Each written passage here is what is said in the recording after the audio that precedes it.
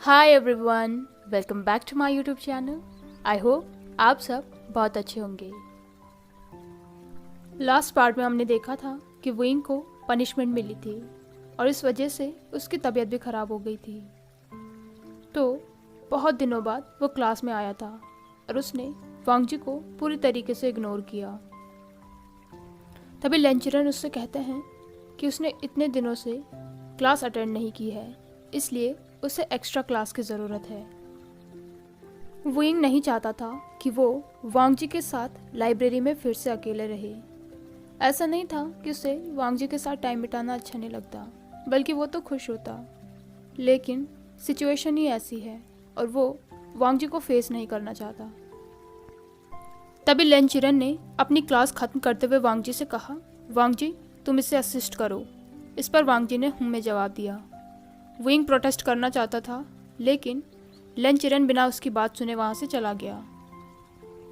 लैनी भी बाहर जाने में हेजिटेट कर रही थी और ने हसांग जंगशा को रूम से बाहर खींच रहा था, क्योंकि अगर वो वहाँ पर रहा तो वो ज़रूर उन पर गुस्सा करेगा। वांगजी ने विंग को अपने बगल वाली सीट पर बैठने का इशारा किया। विंग का मन तो नहीं था, लेकिन जब लानजान ने उसे इशारा किया तब उसने भी स्माइल की और उसके बगल में बैठ गया।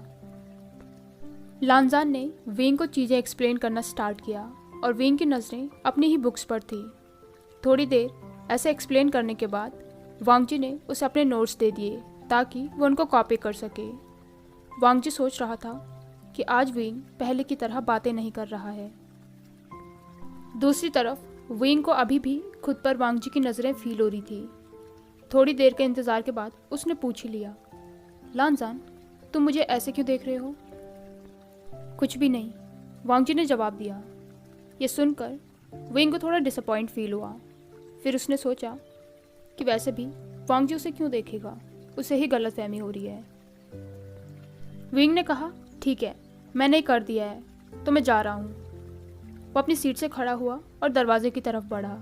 तभी पीछे से वांगजी ने कहा, क्या तुम कोल्ड स्प्रिंग गए थे? नहीं, विंग ने कहा। जैसे ही वांगजी ने उससे एक क्वेश्चन पूछा, विंग तो बहुत ज़्यादा खुश हो गया था। वो वांगजी की तरफ मुड़कर कहता है, लानजान क्या तुम्हें मेरी चिंता हो रही है? वांगजी ने इसका कोई जवाब नहीं दिया। तो विंग ने अपनी स्पार्कलिंग आइज से कहा, ठीक है मैं आज चला जाऊंगा। इस पर वांगजी ने में जवाब दिया। दूसरी तरफ जंगशा पागल हो रहा था।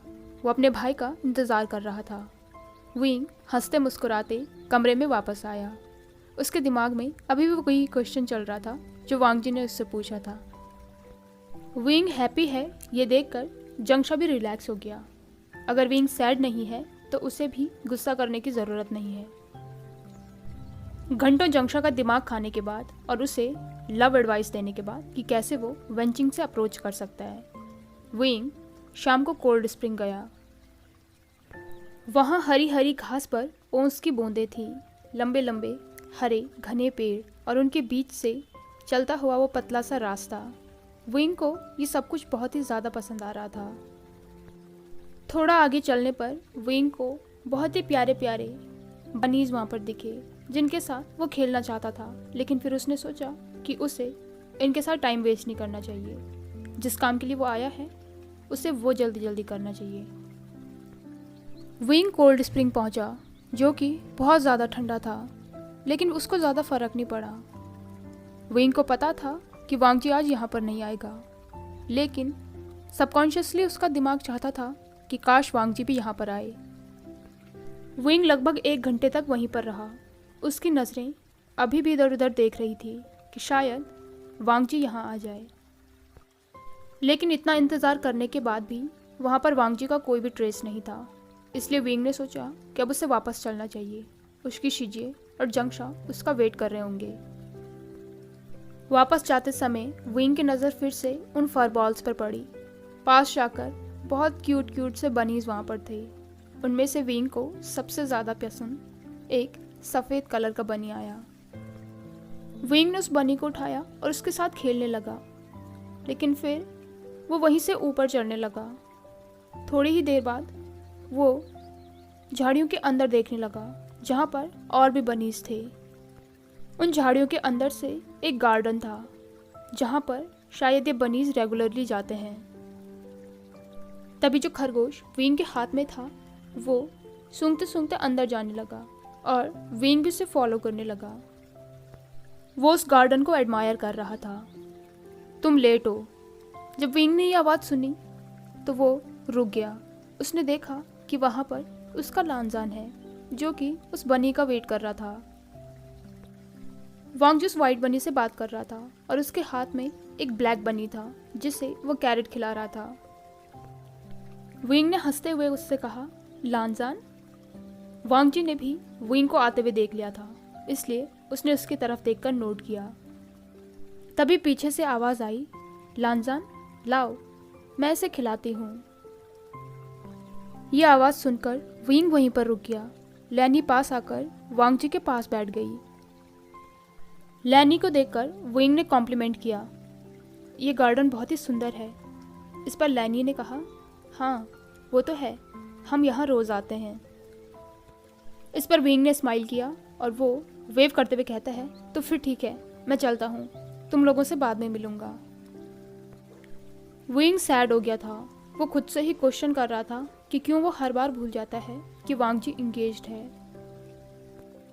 दिन ऐसे ही बीतने लग गए थे। जितना हो सकता था विंग वांग जी से दूर रहने की कोशिश करता था, लेकिन जितना वो वांग जी से दूर होने की कोशिश कर रहा था उतना ही उसे पेन फील हो रहा था।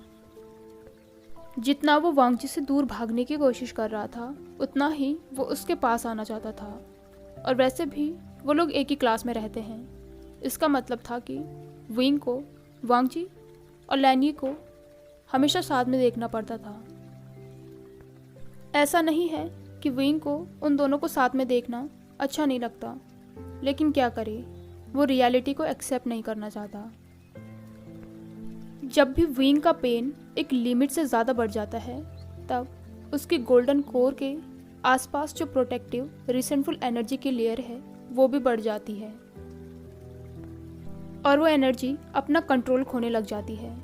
ये विंग का एक सीक्रेट है जिसके बारे में किसी को भी नहीं पता, सिर्फ अंकल जियांग फेंगमियान के अलावा।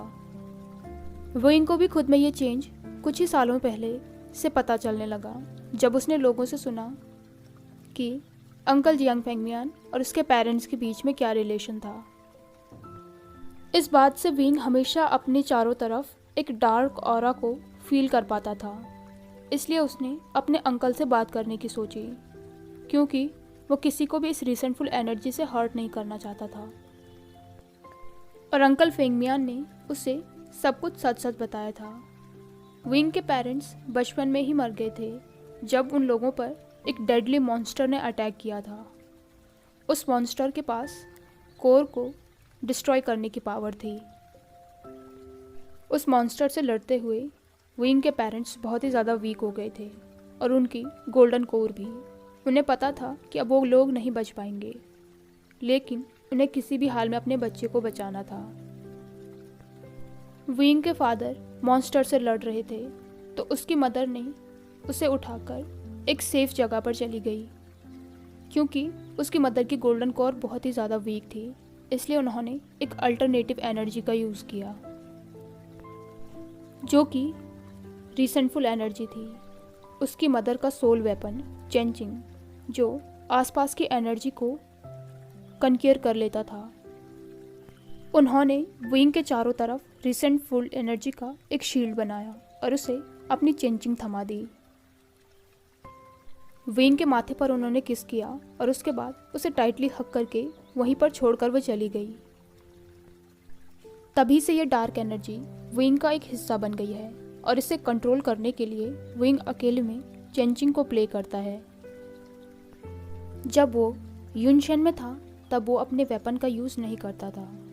अगर लोगों को पता चल जाता तो वो उसे एक्सेप्ट नहीं करते। उसके सिबलिंग्स को भी पता है कि विंग के साथ ज़रूर कुछ तो अलग है, लेकिन वो कभी भी उससे पूछते नहीं हैं। और अभी ये रिसेंटफुल एनर्जी विंग पर हावी हो रही है, इसलिए उसे अपनी चेंजिंग को प्ले करने के लिए एक जगह चाहिए। इसलिए शाम को विंग क्लाउड ड्रेसेस से चुपके से निकला और पहाड़ों में जंगलों के बीच चला गया, जहाँ पर वो अपनी चेंजिंग को बिना किसी डिस्टरबेंस के प्ले कर सके। पूरा वीक बीत गया था और वांग जी कभी भी विंग को क्लास के बाद नहीं देखता था। आज जब विंग क्लास से बाहर निकला तो म्याम्या उसके पास आई। उससे कहती है, वेवुशियन, क्या हम थोड़ी देर बात कर सकते हैं? इस पर विंग ने फ्लर्टियस टोन में कहा, हाँ हाँ, क्यों नहीं म्याम्या, तुम्हारे लिए तो कुछ भी। सिर्फ विंग के जो करीबी दोस्त हैं वही उसकी इस प्लेफुल नेचर के पीछे का सच जान सकते हैं। तभी म्याम्या कहती है, मुझे तुम्हें कुछ बताना है, क्या हम कहीं प्राइवेट में चल सकते हैं? वांग जी, जो कि क्लास से सबसे लेट बाहर आ रहा था, उसने उन दोनों को बात करते हुए देख लिया था। ये देखकर उसे बिल्कुल भी अच्छा नहीं लगा और उसके दिमाग में उस रात की मेमोरीज वापस आ गई, जिस दिन विंग यानली से पूछ रहा था कि शिजे प्यार क्या होता है, और यानली ने उससे पूछा था कि वो किससे प्यार करता है। इस पर विंग ने कहा था कि जब सही टाइम आएगा तो वो उसे बता देगा। वांग जी सोच रहा था कि क्या म्याम्या ही वो पर्सन है जिसके बारे में विंग उस दिन यानली से बात कर रहा था। लेकिन तभी उसके पास लैनी आ गई और वांग जी ने अपने थॉट्स को अपने दिमाग से हटाया। वो लोग गार्डन में जा रहे थे। वांग जी ने नोटिस किया कि विंग और म्याम्या उन दोनों के आगे ही हैं। उनको देखकर ऐसा लग रहा था जैसे कि वो किसी सीरियस बात को लेकर डिस्कस कर रहे हैं। तभी विंग म्याम्या की तरफ लीन हुआ और उसने उसके कान में कुछ विस्पर किया। ये सुनकर म्याम्या ने एक बड़ी सी स्माइल दी। उसका चेहरा ब्लश कर रहा था और वो वहाँ से भाग गई। वांग जी, क्या तुम सुन रहे हो? लैनी ने वांग जी से पूछा जब उसने नोटिस किया कि वांग जी उसकी बातों का जवाब नहीं दे रहा है। वांग जी एब्सेंट माइंडेड था और लैनी उससे बात किए जा रही थी। इस पर वांग जी ने उससे कहा, लैनी, मुझे अपने कमरे में वापस जाना है, मुझे कुछ ज़रूरी काम है। इससे पहले कि लैनी उससे कुछ पूछती, वांग जी वहाँ से चला गया। वो जल्दी जल्दी वहाँ से चला गया ताकि वो वीन को देख ना सके। वो वीन की इस तरीके की शेमलेस हरकत को बिल्कुल भी स्टैंड नहीं कर सकता है। लेकिन उसे इतना हर्ट क्यों फील हो रहा है? वांग जी अपने थॉट्स में इतना खोया हुआ था कि उसने देखा ही नहीं कि लन शिचेन जिंगशी के बाहर उसका वेट कर रहे हैं और वो सीधे वहाँ से आगे बढ़ गया। शिचेन भी वांग जी के पीछे पीछे गया। वो कहता है, वांग जी, कि तुम किसी चीज़ को लेकर परेशान हो? इस पर वांग जी ने बिना सोचे समझे कहा, विंग को लेकर। जब वांग जी ने रियलाइज़ किया कि अनजाने में उसने ये क्या कह दिया, तब वो खुद को संभालते हुए कहता है, कुछ भी नहीं। इस पर शिचेन ने कहा, ठीक है वांग जी, तुम खुद को संभालो, मैं थोड़ी देर में आता हूँ। शिचेन वहाँ से जंक्शन से मिलने चला गया ताकि उसे पता चल सके कि उसका भाई क्यों इतना वरी है। अंदर वांग जी खुद ही सोच रहा था, ओह, तो यही रीज़न है कि क्यों मुझे एक हफ्ते से क्लास के बाद नहीं देख रहा हूँ। विंग के रूम में शिचेन जंक्शा से मिला। उन्होंने बहुत देर तक बातें की कि बाकी सेक्ट में क्या क्या हो रहा है। फिर शिचेन ने बात स्टार्ट करते हुए कहा, मास्टर वे कैसे हैं? वो होप कर रहा था कि कोई ट्रबल ना हो। तभी जंक्शा ने कहा, वो ठीक है, बाकी लोगों के साथ फ्लर्ट कर रहा है, जैसे वो करता ही है। इस पर शिचेन ने हंसते हुए कहा, अच्छा, क्या वो किसी में इंटरेस्टेड है? मेरा मतलब है कि उनके तो बहुत सारे एडमायरर हैं ना, जैसे कि मैंने म्याम्या को देखा था, आज उन्होंने मास्टर वे से अप्रोच किया था। इस पर जंक्शा ने झूठ बोला क्योंकि वो शिचेन के सामने ये रिवील नहीं कर सकता है कि उसका भाई उसी के कोल्ड एक्सप्रेशनलेस ब्रदर से प्यार करता है। जंक्शा से ये सुनकर कि विंग किसी को भी पसंद नहीं करता है, शिचेन भी रिलाइव्ड हो गया था। वो खुद में ही सोच रहा था, माय बेबी ब्रदर लानजान, तुम कितनी जल्दी जेलस हो जाते हो। मास्टर वे तो किसी को भी पसंद नहीं करते हैं। रात को वांग जी नाइट ड्यूटी पर था और वो विंग की एक झलक देखने का इंतज़ार कर रहा था। तब उसने देखा कि रात के 9 बजे विंग कहीं से आ रहा है।